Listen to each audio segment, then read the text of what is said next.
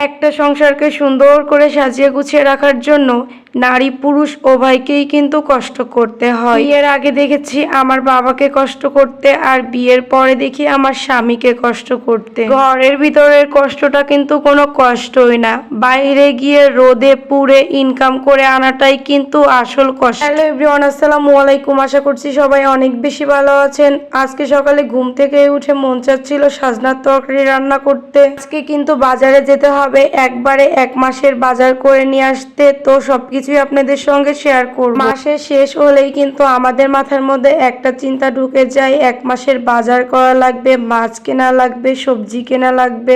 শেষ হতে না হতেই কিন্তু ফ্রিজ থেকে মাছ মাংস সবই শেষ হয়ে যায়।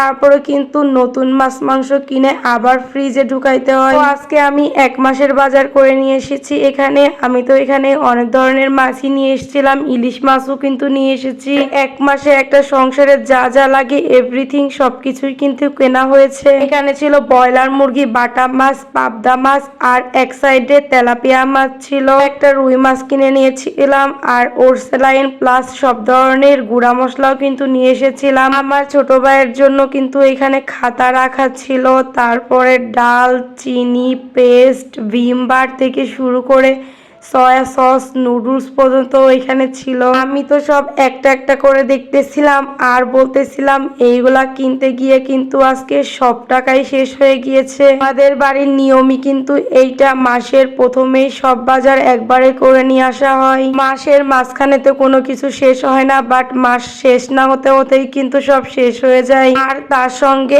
1 বস্তা চাল প্লাস 20 কেজি পরিমাণে আটা নিয়ে আসা হয়েছিল, প্লাস কিছু কাঁচা সবজিও নিয়ে আসা হয়েছিল। কাঁচা সবজি তো যখন ইচ্ছা তখনই বাজার থেকে নিয়ে আসা যায়। এইখানে কিন্তু আমি স্ট্যান্ড দিয়েই ভিডিও করতেছিলাম, বাট স্ট্যান্ড দিয়ে তো এইভাবে ঘুরিয়ে ফিরিয়ে ভিডিও করা সম্ভব না। তো আমি হাত দিয়ে মোবাইল ধরে ধরে লাস্টে ভিডিওটা করে নিলাম। এইখানে পেয়ারা নিয়ে এসেছিল, কিন্তু পেয়ারাগুলো না একটু পোকা পোকা ছিল। 2 কাঠি ডিম নিয়ে এসেছিল 1 মাসের জন্য। আমাদের বাড়ির নিয়ম নীতি এমন, আর আমরা কিন্তু সব সময় ডিমগুলো ফ্রোজেন করার আগে ধুয়ে রাখি। আমার আম্মু তো সব সময় বলে ডিমে নাকি প্রচুর পরিমাণে ময়লা থাকে। ফ্রিজে কিন্তু আমরা অনেক সময় খাবার আগলা করে রাখি, বা ভাত তরকারি সবকিছুই রাখি। ডিমের জীবাণুটা কিন্তু সরাসরি ভাবেই খাবারের ভিতরে চলে যায়, যার কারণে ডিম ধুয়ে রাখাটাই বেস্ট। মাসের শুরুতে কিন্তু একবারে মাছ মাংস ডিম সবকিছু কিনে রাখলে সারা মাসের আর কোনো চিন্তাই থাকে না। ছোটবেলা থেকেই দেখে এসেছি